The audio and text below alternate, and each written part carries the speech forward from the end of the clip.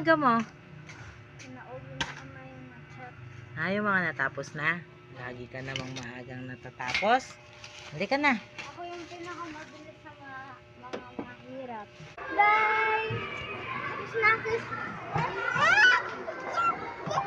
Go na.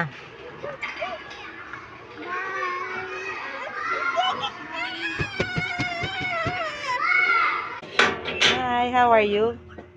Ang aga mo naman. Kasi yung na-check. Tapos na agad. Nauna ka na naman natapos. Baon.